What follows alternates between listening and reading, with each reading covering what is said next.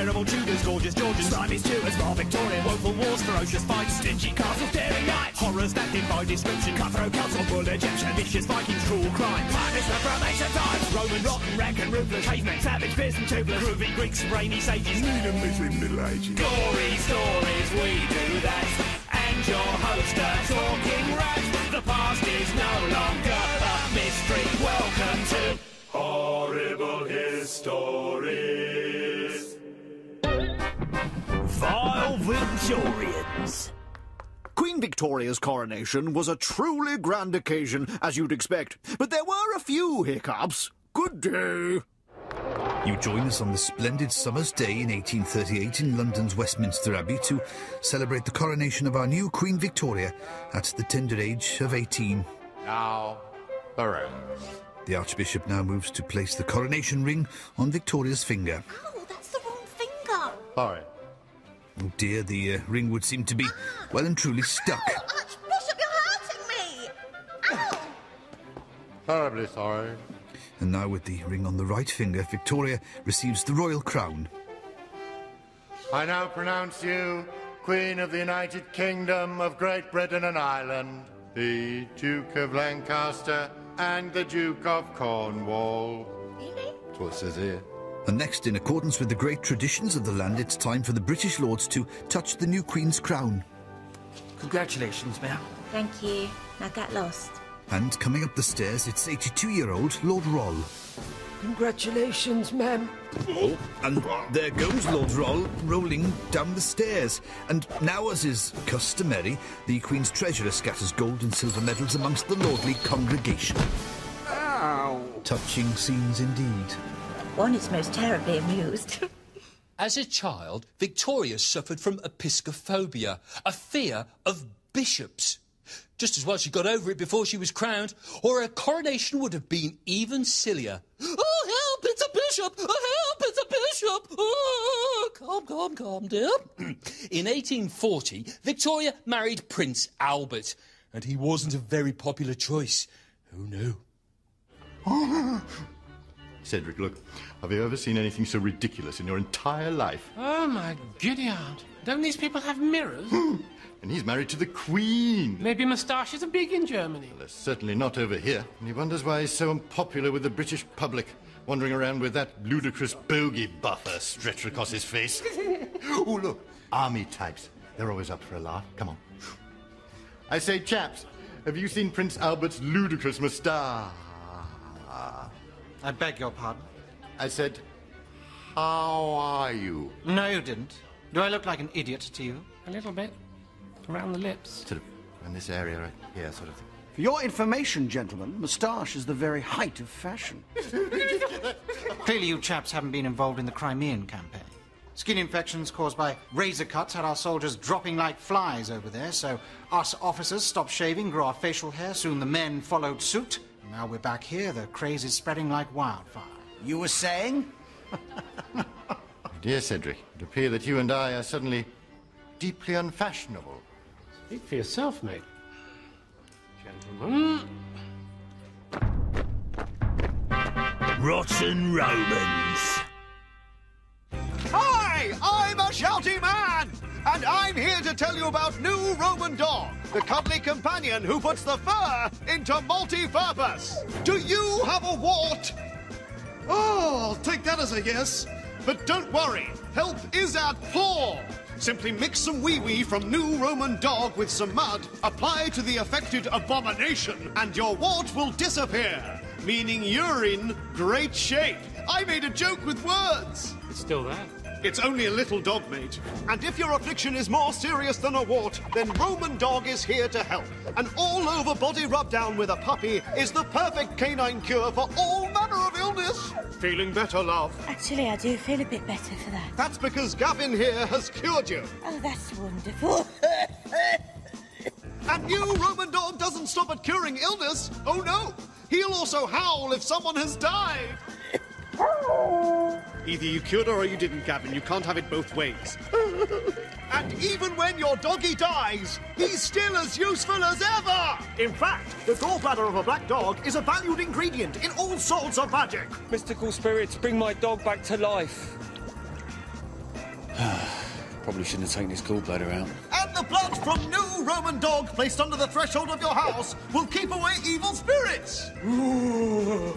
Sorry, mate, we've got dog's blood. Try next door. See? So get your new Roman dog today. You'd be barking mad not to. And don't worry, the dog's fine. Never leave me, Gavin. Romans also believed that if you'd been bitten by a mad dog, then you could be cured by using the hair of the dog that bit you.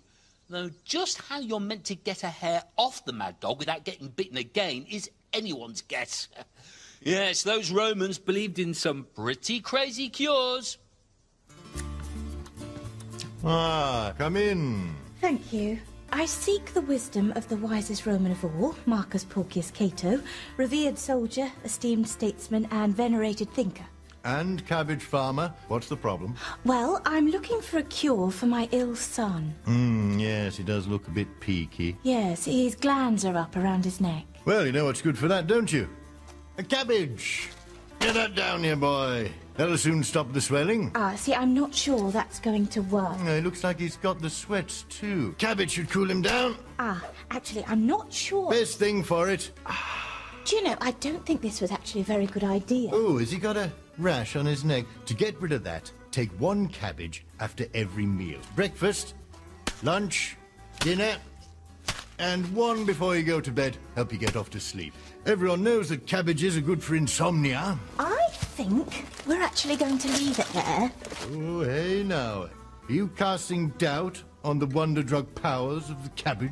Yes, I am. And I think all of the great medics of Rome would share that opinion. Well, they're idiots. And in the case of my son, we were strongly advised against cabbages. Why in Jupiter's name would they do that? He's allergic to cabbages. I think I have a cure for that. Soup. Hot cabbage soup. I'll go make it up a pot. Oh, you dropped one. Yeah, sorry about that. It's all the cabbages I've been eating. Gorgeous Georgians! In Georgian times, guests at a dinner party would think it was normal behaviour to do what when they needed a wee? A. Wee outside. B. Wee in the dining room. Or C. Hold it until they got home. The answer is B. They stayed in the dining room and weed in a potty while still joining in the conversation. Yes, Georgian dinner parties really could be pretty strange.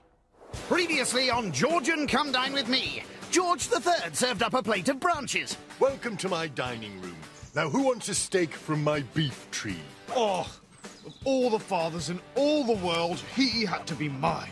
Friend of the Prince Regent and famous dandy Beau Brummel didn't have time to serve anything at all, but looked absolutely gorgeous after taking his usual 5 hours to get dressed. Ta-da! Oh, I don't believe it. One of my cuffs is a millimetre longer than the other. Do you chaps mind if I change? Yes! Oh. And famous traveller, surgeon and entrepreneur Dean Mahomet brought the others to the first ever Indian restaurant in London, where they experienced a rare treat called curry. I fear the taste may be a little strong for the British palate. It's unlikely to find many fans over here. Are you going to finish that? It's day 4, and with his guests on the way, the Prince Regent and future George IV heads down to the kitchen. But he's got some bad news for his chef. Basically, everyone's favourite prince is horribly in debt. So tonight, if you could just give us the absolute basic minimum. Okay, 60 courses of the finest European cuisine. Got to tighten one's belt while the money's short. And Dad's still got control of the royal purse. No, my luck, he's probably eaten it. George's personal cook is celebrity chef Antonin Carême, the man who invented haute cuisine. Yes, Antonin's worked for all the greats. Me, Napoleon, the Tsar of Russia. Me. Good food can be very simple. Take ma vol au ventre. Don't mind if I do. Breadcrumbs, mushrooms, nutmeg, cream, lobster tails, chicken jellies, calves udders, lamb's glands, sheep's brain. Yes, what simple dish isn't complete without a bit of sheep's brain? Don't think George likes it. The Prince Regent's guests have arrived and are ready to eat, although King George is having trouble parking his invisible kangaroo. Whoa, kangaroo! Down, boy!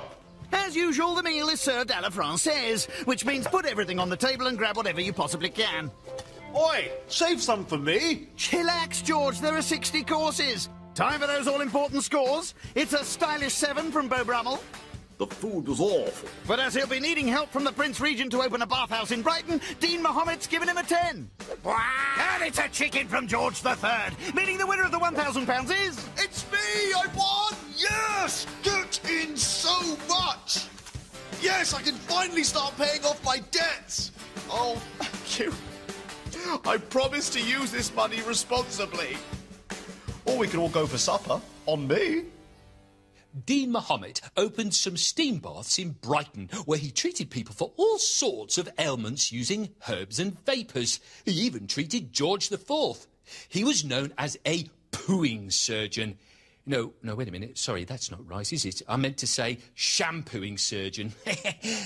Actually, shall we just take that again? Groovy Greeks.